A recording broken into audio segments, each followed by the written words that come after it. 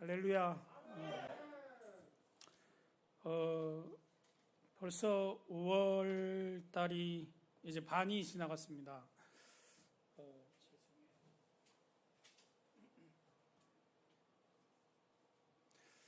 5월 중순이 되었습니다. 그러니까 올해도 이제 절반이 지나가고 있다라는 것입니다. 이제 2020년을 시작한 지 얼마 안 된 것 같은데 벌써 절반이 지났어요. 엊그제 시작해서 올해는 코로나 때문에 타종 그런 것도 모르고 그냥 넘어가서 그런지 벌써 절반이 지나갔다라는 게 정말 세월이 빠른 것 같습니다. 여러분, 올해 반 어떻게 사셨습니까? 잘 사셨습니까? 네, 잘 사신 분들은 계속해서 승리하시길 바랍니다. 그리고 올해 반이 좀 미흡했다라고 생각하시는 분들은 이제 다시 한번 잘 살아보겠다라는 결심을 좀 갖는 시간이면 좋을 것 같습니다. 올해도 승리하는 해로 만드실 하나님을 기대하면서 이제 나머지 반은 뭔가 도전해서 승리하고 뭔가 제대로 한번 살아보겠다라는 그런 결심들이 우리 속에 좀 있으면 좋을 것 같습니다. 1866년에 세계에서 가장 많은 성도가 모이는 교회가 있었습니다. 영국의 메트로폴리탄 처치였는데요. 이 교회를 담임하는 목사님이 찰스 스펄전이라는 사람이었습니다. 이 스펄전 목사님께서 어느 날 예배당에 모인 4,300명, 1866년에 4,800명이 모였다는 건 정말 대단하겠죠. 그 4,300명, 800명 그 정도의 성도들에게 다음과 같은 메시지를 선포합니다. 예수님의 복음을 온 세계에 퍼뜨린 사람들은 단 12명이었습니다. 그 12명의 뜨거운 성도들이 온 세계에 복음을 퍼뜨렸습니다. 사명감에 충만한 12명의 뜨거운 사람들, 그 사람들 12명이 지금도 있으면 우리 영국은 복음으로 변화될 것입니다 라고 설교했습니다. 그러나 4,800명이나 되는 성도가 있는데도 가슴이 미지근하면 아무도 변화시키지 못하고 고여있고 사라질 뿐입니다 라고 메시지를 전했습니다. 여러분, 부디 가슴이 뜨거워지기를 축원합니다. 지금 우리 기독교가 한국에만 970만 명? 그 정도 되는 것 같아요. 그리고 전 세계 인구의 33%가 기독교인이라고 얘기하고요. 그런데 연구하고 기독교인 조사하고 하는데 안타깝게도 점점 기독교인들이 세상에서 고립되어 간다라고 얘기합니다. 코로나로 인해서 한국의 기독교인들도 고립되어 가는 느낌이 들고 있고요. 몇 년째 기독교인의 성장이 1%도 채 못 된다라고 합니다. 정체제였다라는 것입니다. 그래서 저는 지금이 기회라고 생각합니다. 다시 일어날 기회. 난세의 영웅이 난다고 하잖아요. 고립되고 정체해 있을 때 뭔가 해보자라고 소리치고 앞으로 나아가는 그런 사람들을 하나님이 기대하고 있지 않을까. 지금 하나님께서 뭔가 일하려고 노력하는 사람들을 찾고 계시지 않을까라는 생각들을 해봅니다. 여러분, 가슴이 뜨거워지기를 축원합니다. 그리스도인의 삶으로 살아가 보겠다라는 그런 발버둥이 우리 속에 좀 있으면 좋을 것 같습니다. 요즘 날씨가 참 좋습니다. 그렇죠? 저도 집 옆에 공원이 있어가지고 가끔 나가서 이렇게 보는데 너무 아름답더라고요. 하늘도 이쁘고 바람도 이쁘고 신선하고 공기도 좋고요. 하나님이 주신 자연이 정말 좋다라고 느껴지는 시대입니다. 여러분, 코로나가 이제 내리막으로 가고 있고요. 이제 하나님을 좀 느낄 때가 된 것 같아요. 제가 가끔 요즘에 마스크 벗고 거리를 좀 걷는데요. 하나님을 느낄 수 있는 참 좋은 계절인 것 같습니다. 코로나 전보다 환경이 더 깨끗해진 것 같기도 하고요. 더 지구가 깨끗해진 것 같아요. 아마 지금이 기회이지 않을까라는 생각을 해봅니다. 자, 본문으로 좀 보겠습니다. 오늘 본문은요, 40년 광야 생활을 마친 이스라엘 백성들의 장면입니다. 광야를 돌고 돌아서 이제 가나안 땅으로 들어왔습니다. 광야는 그들에게 참 힘든 나날들이었습니다. 그러나 그 광야에서는 하나님의 임재를 경험할 수 있는 시간들이었습니다. 이제 그 모든 과정을 지나고 요단강을 건너서 가나안 땅으로 들어왔습니다. 요단강을 마르게 하신 하나님, 여러분 강이라고 하지만 바다 같은 큰 데였는데요. 그 강을 하나님이 마르게 하셔서 이스라엘 백성들이 건너가게 하시는데 성경에 보니까 마른 땅으로 갔다라고 표현하더라고요. 얼마나 물이 오래 있었을까요? 그 바닥이 말랐다라는 건 하나님이 정말 마르지 않았다면 발이 푹푹 빠졌겠죠, 그죠? 근데 마른 땅을 가게 하신 그 놀라운 하나님을 경험하면서 이제 처음 홍해를 건넜을 때 그 놀라운 광경을 기억하면서 그들은 이제 길갈에 들어왔습니다. 그리고 길갈에서 할례를 행했습니다. 이스라엘 백성들은 다 할례를 받는 자들입니다. 그런데 광야에서 난 자들은 아직 할례를 받지 않았습니다. 할례는 하나님의 백성이라는 증표이기도 하고요. 더러운 것을 벗어내버리자는 뜻입니다. 지금의 의미에서 뭐가 될까요? 세례 정도 그렇게 될 것 같습니다. 그리고 그 시기가 신기하게 할례를 받고 나서 유월절 전이었다라고 얘기해요. 그리고 유월절을 맞았습니다. 약속의 땅에서 처음으로.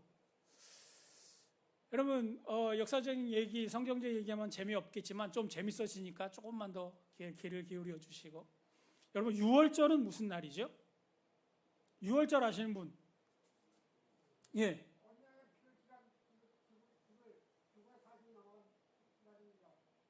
잘 안 들렸습니다. 예. 맞는 것 같습니다. 예. 유월절은 이스라엘 백성들이 애굽에서 노예 생활할 때 애굽의 종되어서 생활하다가 하나님께서 그들을 광야로 인도하실 때 애굽 왕이 자꾸 못하게 해요. 그래서 하나님께서 10가지 재앙을 내리십니다. 그리고 마지막 재앙이 뭐죠? 장자의 죽음. 예. 그래서 하나님께서 마지막 재앙을 이스라엘 백성들에게 피하게 가시는 방법을 말해주세요. 그게 뭐죠? 진분의 어린 양의 피를 발라라. 예. 애굽의 모든 사람들의 모든 가축과 짐승, 모든 것들의 장자들이 다 죽습니다. 근데 이스라엘 백성들의 집만 넘어가요. 그것을 기념한 것이 유월절입니다. 하나님께서 그리고 광야에 그들을 보내시고 40년을 마치고 요단강을 지나고 가나안 땅을 들어왔습니다. 그게 바로 그것을 기념하라고 하신 것이 유월절입니다. 유월절은 속박에서 벗어났다라는 것입니다. 종에서 자유가 되었다라는 것입니다. 하나님께서 우리를 종에서 건지셨다라는 의미가 있습니다. 오늘 본문은 그 이야기를 합니다. 지금부터 좀 재미가 있으실 것입니다. 우리 10절 같이 한번 읽어보겠습니다. 5장 10절 시작. 또 이스라엘 자손이 길갈에 진쳤고 그 달 40일 저녁에는 여리고 평지에서 유월절을 지켰더라. 여러분 길갈에서 아까 그들이 뭘 했다라고 했죠? 할례를 행했습니다. 그리고 이제 여리고 평지에서 유월절을 지나고 있습니다. 여러분 현대교회에서도 절기를 많이 지키지만 1년에 꼭 한두 번씩 행하는 그런 예식이 있어요. 뭐죠? 성찬식. 그죠? 자, 아마 모든 교회가 1년에 몇 번씩은 할 것 같은데요. 성찬을 행할 때 모두가 참여할 수 있습니까? 예, 모두 참여 못하죠. 어떤 사람만 할 수 있죠? 그렇습니다. 세례 받은 사람들만 할 수 있습니다. 왜냐하면 세례 받지 못한 자가 참여하면 그 참여하는 자체가 죄가 될 수 있기 때문에 그렇습니다. 깨끗하지 못한 자. 자, 돌아가서 이들은 유월절을 지킵니다. 유월절은 온전한 이스라엘 자손들만이 참여할 수 있어요. 그런데 그렇지 않으면 지금 세례처럼 그 자체가 죄가 될 수 있습니다. 이방인은 참여할 수도 없어요. 그런데 그 당시에 이스라엘 백성들의 온전한 표시는 뭐라고요? 할례입니다. 그러니까 그 전까지 할례 받았던 자들, 자, 광야에 들어오기 전에 할례 받았던 자들, 그리고 그 처음 세대들은 광야에서 다 죽었어요. 새로 난 자들만 이제 다시 백성들이 꾸려졌어요. 몇 명 빼고요. 그래서 할례를 받은 사람들이 없었습니다. 그래서 이제 이스라엘 백성들은 광야에서도 할례를 행해야 했지만 그들은 불순종했습니다. 할례를 받았던 사람들은 광야에서 거진 다 죽고 새로 태어난 자들이 있습니다. 이제 할례는 내가 하나님의 백성이라는 것을 몸에 새기는 건데요. 할례는 나의 죄를 벗어버린다라는 것입니다. 그리고 이제 이스라엘 백성들은 거기서 할례를 행합니다. 이제 유월절을 지키는 것입니다. 지금으로 말하면 세례를 받고 성령의 임재, 그런 것을 뜻합니다. 아까 제가 뭐라 그랬죠? 유월절은 하나님의 승리를 이야기합니다. 그 대단한 애굽 왕으로부터 구원하신 하나님을 찬양하고 앞으로 그 하나님이 우리와 함께 할 것을 기억하는 것입니다. 종에서 자유가 되고 이제 새로운 자유의 시작입니다. 이제는 내가 종이 아니라 내가 결정하는 삶을 살겠다라는 표시이기도 합니다. 그리고 그들은 여리고라는 대단한 전쟁을 앞두고 있습니다. 하나님은 그들에게 유월절을 지키라고 명령하셨습니다. 유월절을 지키려면 뭘 해야 될까요? 할례를 행해야 합니다. 그것은 반드시 선행되어야 됩니다. 그래야지 완벽한 유월절을 지킬 수 있기 때문입니다. 그래야 하나님의 승리의 하나님, 앞으로 우리와 함께 하실 하나님을 내가 가질 수가 있어요. 그 승리를, 그 자유를 내가 누릴 수 있습니다. 여러분 기억해야 될 것이 하나 있습니다. 승리의 하나님, 우리와 함께 하시는 하나님, 우리를 지키시는 하나님, 그 하나님을 가질 수 있기 위해서 우리가 먼저 해야 될 것이 있습니다. 먼저 우리의 죄를 돌아봐야 된다라는 것입니다. 먼저 할례를 행하지 않으면 유월절을 지킬 수 없습니다. 우리의 죄를 베어버려야 되는 것입니다. 여러분이 하나님의 승리를 맛보며 살아가십니까? 만약에 그렇지 않으면 여러분의 승리의 하나님이기를 바라신다면 여러분의 죄를 먼저 씻어버려야 됩니다.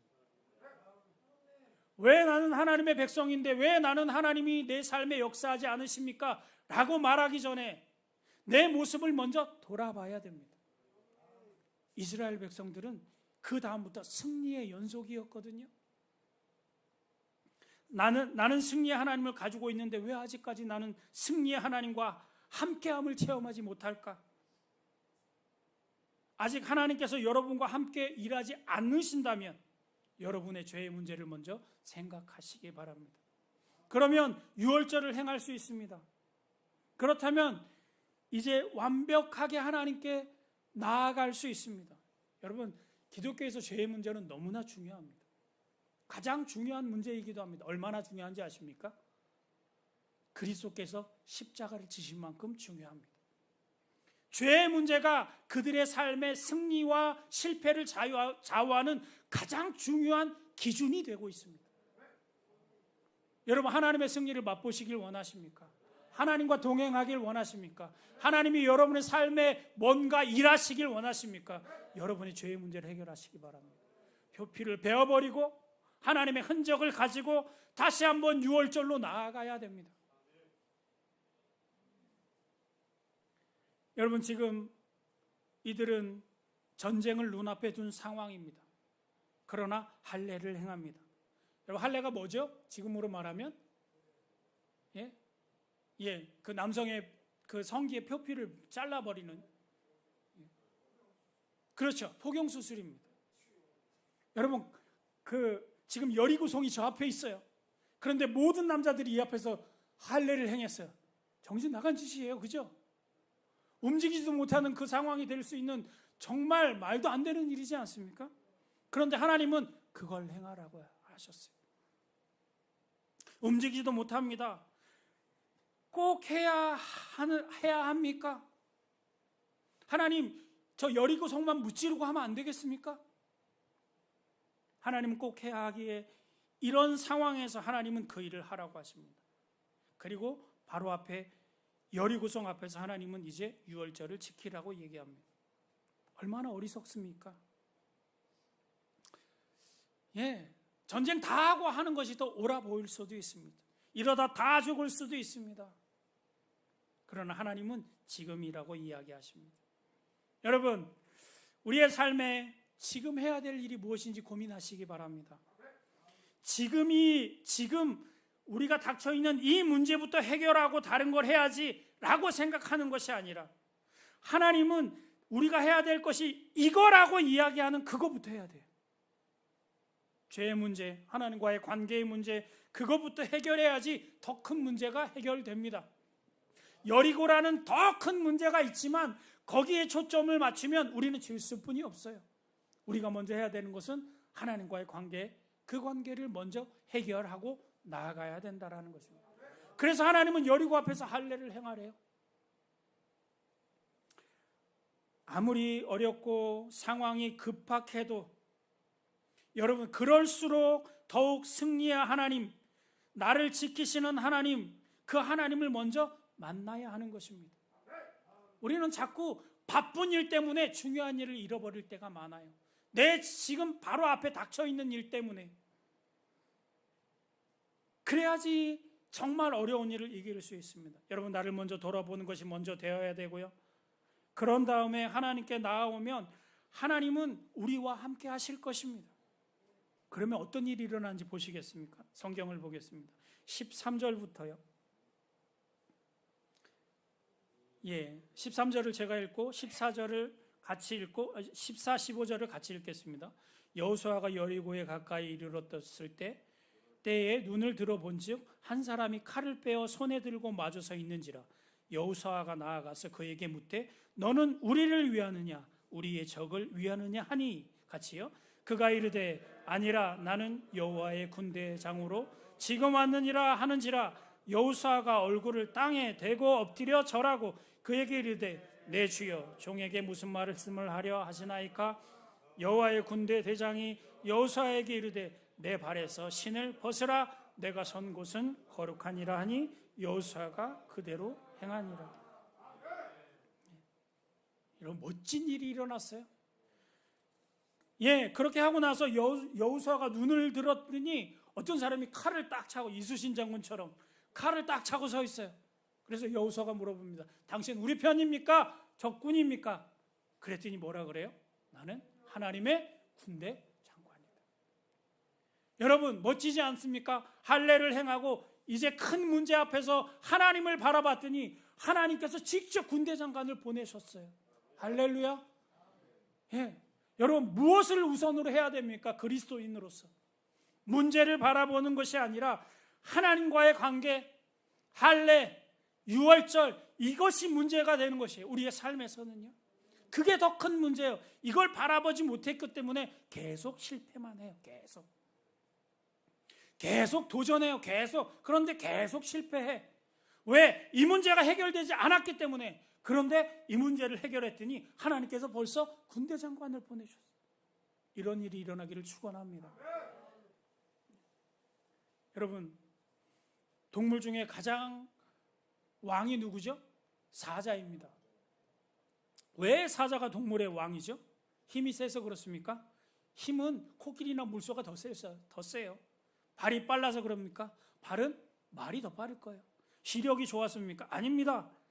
그가 동물의 왕이라고 말할 수 있는 이유는 봄날에 떼약볕이 쫙 쬐는데 평원에서 배 깔고 이렇게 잘 수 있기 때문에 그래요. 누가 그걸 해요?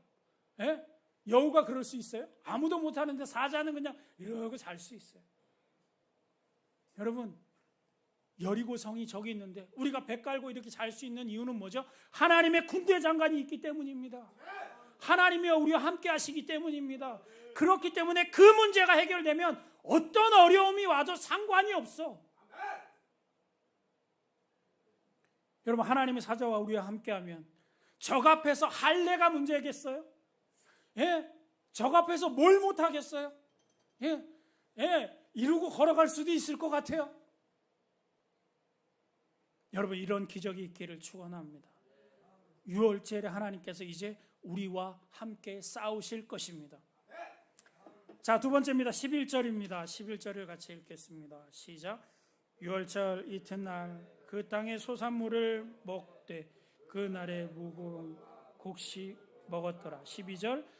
또 그 땅의 소산물을 먹은 다음 날에 만나가 그쳤으니 이스라엘 사람들이 다시는 만나를 얻지 못하였고 그 해 가나안 땅의 소출을 먹었더라. 아멘. 유월절 이튿날에 그 땅의 소산물을 먹었습니다. 그날에는 무고봉과 볶은 곡식을 먹었어요. 그러니까 자기네들이 가지고 온 거라는 것이요. 자, 이제 하나님의 약속의 땅으로 들어왔습니다. 이제 애굽도 아닙니다. 광야도 아닙니다. 하나님께서 말씀하신 약속의 땅, 가나안 땅. 그 땅의 소산물을 먹었습니다. 12절에 보니까 그 땅의 소산물을 먹은 다음 날에 어떻게 됐어요? 만나가 그쳤대요. 이스라엘 사람들이 다시는 만나를 보지도 못했어요. 얻지도 못했습니다. 그리고 가나안 땅의 소출을 먹었습니다. 약속의 땅으로 들어왔어요. 그래서 거기 널려 있는 것들을 이렇게 좀 먹은 것 같아요. 그런 다음부터 만나가 끊어졌어요. 만나는 뭐죠? 이스라엘 백성들이 신광야에서 출애굽기 16장에 애굽에서 가져온 음식들이 바닥날 때쯤 막 절망적인 상태에 빠졌습니다. 먹을 게 없다라고. 왜 우리를 광야에서 데리고 와서 굶어 죽게 합니까? 뭐 이렇게 막 불평하고요. 모세를 원망하기 시작하고요. 그래서 모세가 하나님 앞에 기도합니다. 하나님 어쩔라 합니까? 도대체 왜 이러십니까? 기도하죠. 그때부터 하나님이 만나를 내려주셨어요. 40년 동안. 그들은 매일 아침 새벽에 일어나서 만나를 거둬요. 그래서 하루 종일 먹고 그 다음에 또 새벽에 있으면 또 먹고. 너무 매력적인 일이죠. 이틀 거 걷어도 다 없어져요. 하루 거. 제 생각에는 신선한 걸 계속 주시는 건 아닐까, 뭐 이런 생각도 해보고요. 자, 질문입니다. 이스라엘 백성들에게 만나가 끊긴 것은 좋은 일입니까? 나쁜 일입니까? 좋은 일이에요? 나쁜 일이에요? 왜 좋은 일이죠? 이제 먹을 게 없어졌는데. 자, 당장 보면 이스라엘 백성들에게는 아주 안 좋은 일입니다. 그들은 이제 식량 걱정을 해야 됩니다. 전에는 식량 걱정할 필요가 없었어요. 매일 새벽에 만나를 거둬오면 되니까요. 충분히 먹고 또 다음 날이요. 이들은 끼니 걱정을 하지 않은 세월을 40년이나 살았어요. 이제는 점심에 뭐 먹어야 되지? 저녁에 먹으려면 또 어디서 갖고 와야 되지? 이런 걱정들을 해야 돼. 오늘 저 동물들 몇 마리를 죽여야 되지? 너무나 많은 또 민족이었잖아요. 그런데 또 문제가 하나 있어요. 그들은 이제 전쟁을 해야 돼요. 가나안 땅, 거기 있는 그 가나안에 있는 모든 족속들과 전쟁을 치러야 돼요. 가나안 족속들의 사람들의 입장에서 보면요, 가나안 땅에 거주하고 있던 사람들, 어떤 이상한 놈들이 너무 많은 놈들이 왔는데 자신의 땅을 빼앗으려고 왔어요. 가나안 사람들은 목숨 걸고 지켜야 돼요. 그죠? 우리의 땅을 뺏으려고 저 사람들이 왔으니까요.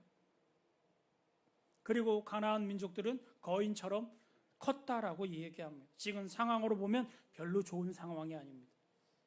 전쟁을 해야 되고 이제 먹을 거를 고민해야 되고 농사를 짓든지 열매를 따오든지 가축을 죽이든지 해야 되는 상황이 되었어요. 제 생각에는 하나님께서 전쟁할 동안은 그냥 만나를 주시면 좋았지 않았을까, 이런 생각이 들기도 해요. 그렇지 않아요? 전쟁을 끝나고 하면 좋을 텐데.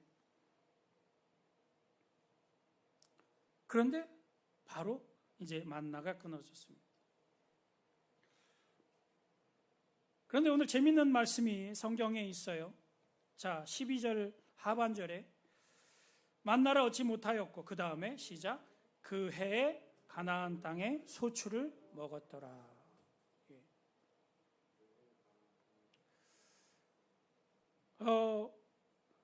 그 해에, 저는 그 해에 이 단어가 너무 매력적이더라고요.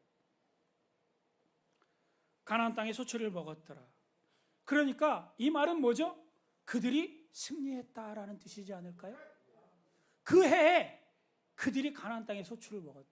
도망 다니는 것도 아니고 계속 전쟁을 하는 것도 아니고 그 해에 가나안 땅의 소출을 먹었대요. 만나가 그쳤지만 그들은 그 땅에, 그 해에 그 땅의 소출을 먹을 수 있었습니다. 젖과 꿀이 흐르는 비옥한 땅, 하나님이 주신 천국과 같은 땅, 그 땅의 소산물을 마음껏 맛있게 먹었어요. 매일 만나를 먹는 것이 어떻게 보면 좀 지겹기도 했을 수도 있을 것 같긴 해요. 다른 것도 먹고 싶었을 것 같기도 하고요. 결론으로 그들은 그 땅의 소산을 먹었다라는 것입니다. 지금은 아주 안 좋아 보이지만 하나님께서는 계획이 있었던 것 같아요. 결론으로 보니까 아주 좋은 일이 되었어요. 여러분, 하나님이 주시는 것, 하나님이 공급해 주시는 것 참 좋은 일입니다. 그런데요, 우리는 그것을 넘어야 돼. 하나님과 함께 이제는 우리가 싸워서 이기고 나아가야 돼요. 언제까지 만나만 먹을 수는 없어요. 만나는 끊어져야 되고 우리는 그 다음을 향해 전진해 나가야 되는 줄 믿습니다. 그렇기 때문에 만나가 끊어지는 것은 어찌 보면 복일 수 있습니다. 더 이상 하나님이 계속 주는 거 언제까지 그거 먹을 거예요? 이제는 하나님과 내가 손잡고 싸워서 내가 쟁취해 나가야 되는 삶을 살기를 축원합니다. 우리의 삶에 뭔가 그렇기 때문에 우리의 삶에 뭔가 끊기고 부족한 것이 생겼다면 하나님이 이제 우리와 싸울 준비가 되어 있구나 생각하시기 바랍니다. 그 시작일 수 있겠구나. 그 복일 수 있겠구나. 여러분, 여기서 중요한 것을 볼 수 있습니다. 하나님은 이제 그들을 할례시키시고 유월절을 지키게 하시고 이제 만나를 끊으셨어요. 이 말은 뭐죠? 하나님께서 뭔가 하려고 계속 그러시는 거예요. 이스라엘 백성들, 남자들을 다 할례시키시고 유월절을 지키게 하시고 만나를 끊게 하시고 이제 뭐죠? 하나님 이제 싸워! 그거 준비하시는 것 같지 않아요? 뭔가 준비해서 이제 너희들이 할 때가 됐어라고 얘기하는 것 같지 않아요? 하나님은 단호하십니다. 할례해? 만나를 뚝 그냥 끊어버렸어요. 하나님은 대단한 각오를 하셨던 것 같습니다. 여러분, 그런 것 같지 않아요? 이스라엘 백성들에게 볼 때는 왜 계속 이런 일이 겹치지라고 생각하겠지만 하나님은 단호하게 일하시기 시작하십니다. 이제 내 밑에서 내가 주는 것만 먹지 말고 이제는 나가 싸워. 그럼 내가 돕겠어 라고 하나님 말씀하시는 것 같지 않으십니까? 이제 승리할 거야 라고 말하는 것 같지 않으십니까? 너희가 나만 붙들면 이제는 싸워서 이길 거야. 더 이상 종이 아니야. 너희들이 주인이 될 거야 라고 말하는 것 같지 않습니까? 하나님이 주는 것만 받아먹는 아직까지는 종인 것 같지만 이제는 너희가 싸워서 이기는 주인이 될 거야 라고 말하는 것 같지 않으시냐는 거죠. 여러분, 우리는 지금 상황이 어려울 때 뭘 해야 돼? 하나님이 보여주는 미래를 볼 수 있는 눈이 있어야 됩니다. 결론은 우리를 아름답게 하실 거라는 믿음이 있어야 되는 것입니다. 지금이 어렵다면 이제 훈련이 끝났구나. 이제 내가 싸워야 될 때이구나 라고 생각하시길 바랍니다. 하나님이 이제는 나의 죄의 문제를 해결하고 하나님을 다시 한번 영접하고 이제는 싸워서 나가라고 하시는구나 고백하시기 바랍니다. 여러분, 보는 위치에 따라요 같은 풍경이라도 다르게 보일 수 있습니다. 이 밑에서 보냐 위에서 보냐, 어떻게 지칭하느냐에 따라 그 존재가 달라 보이기도 합니다. 서구권에서는요 피해자라고 부르지 않습니다. 뭐라고 부르냐면 생존자라고 부릅니다. 그렇게 부르는 경우가 많아요. 화재 피해자보다 화재 생존자, 학교폭력 피해자보다 학교폭력 생존자라고 부르는 것이 좋습니다. 여러분, 이렇게 말을 바꾸어 보니까요 달라 보이는 것 같습니다. 일방적으로 해를 입은 것이 아니라 그 과정을 통과해서 살아남은 승리자의 모습 같아요. 피해자, 생존자, 그죠? 실패한 자의 모습이 아니라 승리한 자의 모습 같아요. 일방적으로 당하기만 한 것이 아니라 어려움을 통해서 어디선가 뭔가를 얻을 수 없는 그런 특별한 경험을 한 사람 같아. 산풍 피해의 피해자가 아니라 거기에 생존자. 뭔가 달라 보이지 않아요? 여러분, 실패자가 아니라 승리자라고 불러야 합니다. 살아남은 이를 보는 외부의 시각도 달라져야 됩니다. 생존을 위해 몸부림치는 흔적을 비웃음이나 조롱거리로 그런 소재로 삼으면 안 됩니다. 그건 악한 거예요. 여러분이 겪고 있는 문제, 그 문제로 인해 여러분은 실패자입니까? 아니면 생존자, 승리자입니까? 여러분은 피해자입니까? 아니면 생존자입니까? 여러분 결정하시기 바랍니다. 나는 그 경험을 통해서 뭔가 얻어서 더 앞으로 나아갈 수 있는 생존자, 승리자가 되기를 축원합니다. 나는 이것 때문에 힘들어서 주저앉아 버리고 더 이상 못하겠어라고 하는 피해자, 실패자가 되지 않기를 바랍니다. 하나님은 할례를 행하게 하셨어요. 그리고 만나를 끊어버리셨어요. 그들에게 승리자가 되게 하셨습니다. 어떻게 보면 실패자, 패배자, 그런 자, 피해자가 될 수 있는 그들에게 말이에요. 만나는 끝났습니다. 우리의 삶에도 모든 것이 끝날 듯 그럴 때가 있습니다. 그러나 만나가 끝났기에 그들은 가나안을 정복할 수 있었습니다. 이 땅을 차지할 수 있었고요, 이 땅의 주인이 될 수 있었습니다. 이제 그들은 소산물을 먹을 수 있게 되었어요. 그들은 만나가 끊겼기 때문에 더 간절해졌어요. 꼭 이겨야겠구나, 더 힘을 모아야겠구나, 더 하나님께 매달려야겠구나, 아니면 우리 자식들이 다 굶어 죽겠구나. 내가 열심히 하지 않으면 내 가족들이 이제는 어떻게 될지 모르겠구나. 더 간절해졌어요. 더 열심을 냈어요. 더 힘을 모았어요. 하나님 앞에 더 매달렸어요.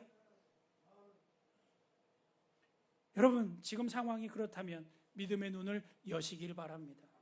지금 그래야지만 더 큰 것을 볼 수 있고요, 차지할 수 있고요, 그 해의 소산물을 먹을 수 있습니다. 여러분, 하나님 입장에서 보면요, 준비가 됐어, 그렇기 때문에 내가 할 거야 라고 할 때 우리는 두 가지를 결정할 수 있습니다. 하나님, 난 못해요. 그리고 패배자가 되든가, 그래요? 하나님, 나도 해보겠어요. 맞춰서 나가든가. 여러분, 나가기를 축원합니다.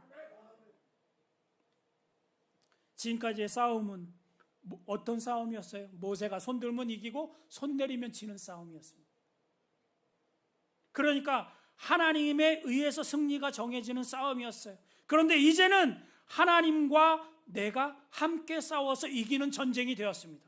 이제 내가 노력해야 되고 힘을 내야 되고 의지해야 되고 결정해야 되고 주인이 되어야 되는 상황이 되었습니다. 그래서 주인의식은 중요한 것 같아요. 여러분, 이길 수 있습니다. 여러분, 이길 수 있습니다. 아니, 꼭 이길 것입니다. 하나님이 하실 것이. 마지막으로 하나를 더 본다면요, 이스라엘 백성들이 이제 여리고 평지에서 유월절을 지켰는데, 한국 성경에는 유월절을 지켰다라고 표현되지만 원어적인 의미로는 유월절 잔치를 벌였다라는 뜻에 가깝습니다. 눈앞에 여리고 성이 보이는데 그 성 앞에서 여리고 평지에서 유월절 잔치를 벌였대요. 큰 전쟁을 앞두고 잔치, 기분이 나지는 않을 것 같을 수도 있지만 그렇게 잔치를 벌였습니다. 여러분, 그들이 잔치를 벌일 수 있었던 이유는 아마 가나안 정복 전쟁에서 승리를 확신했기 때문이지 않을까요? 유월절의 하나님, 그 하나님이 어떤 하나님인지 알았기 때문에, 그분이 어떻게 하셨는지를 알았기 때문에. 여러분, 왜 하나님께서 큰 전쟁을 앞두고 유월절을 행하라고 하셨을까요? 이유가 뭘까요? 그냥 할례 행하고 좀 쉬었다가 공격해 라고 하면 되는데 왜 하필 유월절을 행하라고 하셨을까요? 절기상으로 그렇게 됐을 수도 있죠. 그런데 하나님은 그 얘기를 해주고 싶었던 것 같아요. 내가 누구야? 내가 어떻게 너희를 여기까지 이끌었어? 애굽에서 내가 너희를 어떻게 끌어냈어? 그 위대한 왕, 애굽의 최고의 왕이라는 그 왕한테 너희를 어떻게 끌어낸지 기억해 라고 하시는 것 같지 않아요? 할례 행하고 유월절을 행하라는 이유가요, 내가 어떻게 10가지 재앙을 베풀었는지, 장자의 죽음을 어떻게 했는지, 내가 처음에 홍해를 어떻게 갈랐는지, 너희들이 평생 보지도 못했던 그 홍해를 내가 어떻게 갈랐는지 너희는 기억해라고 말하는 것 같지 않아요? 저 여리고 저게 홍해 가른 것보다 대단해? 라고 말하는 것 같지 않아요?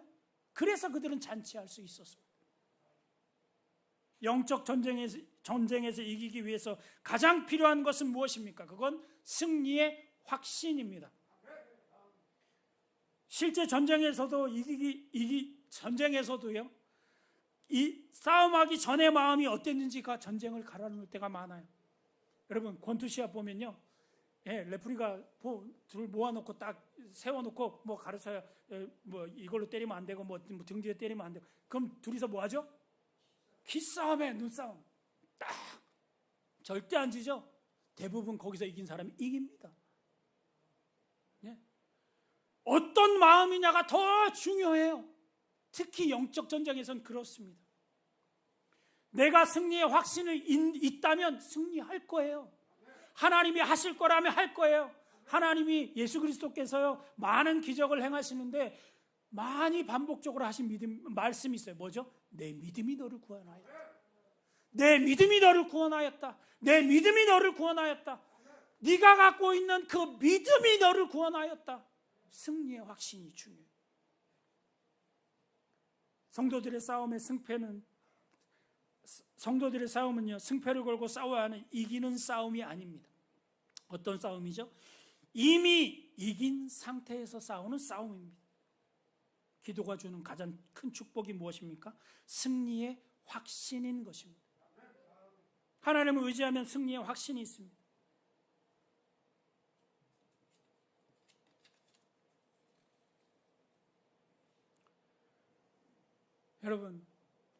여러분에게 그런 확신이 있기를 바랍니다. 그런 확신이 있고 없고는 너무 중요해요. 2000년 교회사에서 찾아볼 수도 없이 성장한 한국교회, 저는 한국교회의 확신이, 한국교회의 그런 성장이 이런 확신 때문이라고 생각합니다. 내가 하나님과 함께하면 이길 거라는 확신.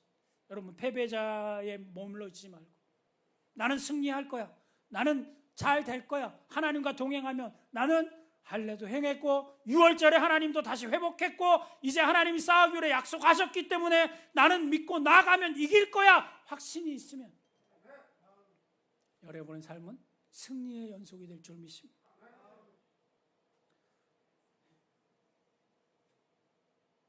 이순신 장군이 누명을 써서요 감옥 갔다가 백의종군하고 다시 수도 통제사가 되었어요. 그런데 조선의 수군은 사실상 폐허가 되었습니다. 전투를 벌일 수 있는 상황이 아니에요. 이순신 장군은 그때 뭘 했습니까? 그 병사들에게 싸울 수 있는 무기를 만들게 했고 먹을 식량을 준비하게 했고 이제 배를 막 고치기 시작했고 그리고 자신이 손수 다니면서 의원군을 모으기 시작했어요. 그러나 모든 전력은 열세였습니다. 그런데 이순신 장군이 중요한 말, 아직 저에게는 13척의 배가 있습니다. 10배나 넘는 적군을 적퇴했습니다.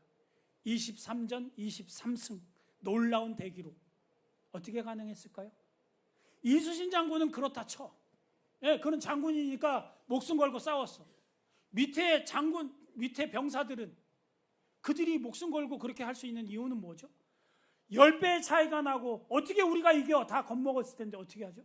이순신 장군이 하기 시작한 것들 때문입니다. 이순신 장군이 뭘 했죠? 전투를 하려고 준비하기 시작했어요. 식량을 모으고 의병들을 모으고 배를 고치기 시작하고 작전을 짜기 시작하고 그들이 그걸 볼 때마다 우리가 뭔가 할 수 있지 않을까?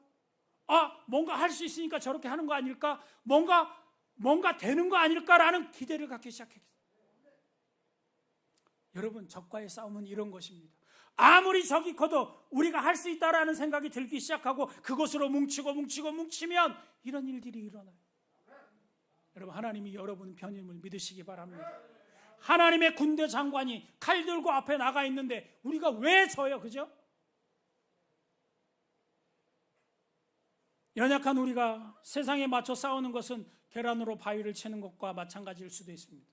그러나 부족할지라도 매일 하나님께서 주시는 은혜를 공급받을 수 있다면, 그것으로 노력하고 헤쳐나간다면 우리는 이미 승리한 자들이 있습니다. 다시 일어나서 승리하시기 바랍니다. 예수님께서 십자가에서 뭐라고 하셨어요? 다 이루었다. 예. 그러면 우리는 뭐죠? 다 받은 자들입니다. 예수님이 다 이루신 것을 우리가 다 받은 거죠. 우리는 이미 승리한 존재로서 세상을 살아가는 것.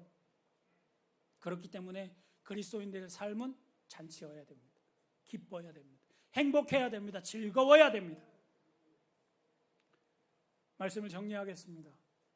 이스라엘 백성들이 가나안으로 들어와서 이제 새로운 삶을 살아가야 합니다. 가나안에 있는 모든 족속들을 내어쫓고 하나님 주신 그 땅을 분배하여서 하나님의 나라를 만들었습니다. 그러기 위해서 그들은 할례를 하여야 됩니다. 먼저 죄의 문제를 해결해야 됩니다. 나와 하나님의 관계를 회복해야 됩니다. 그리고 만나를 끊어버려야 됩니다. 이제 하나님께서 주시는 그것들만이 아니라 내가 싸워서 이기는 삶을 살아야 됩니다. 그리고요, 유월절을 기억해서 승리의 확신을 가지고 잔치의 삶을 살아가면 됩니다. 코로나로 다들 어렵다라고 말합니다. 그러나 어려운 이 시기가 하나님이 우리와 싸우기 시작하는 그 순간이라는 걸 기억하시고 여러분 어깨들 피시고요, 당당하게 승리하는, 다 받았다라고 고백하는, 그래서 다시 한번 도전하고 나아가는 믿음의 성도들이 되기를 주님의 이름으로 축원합니다. 기도하겠습니다.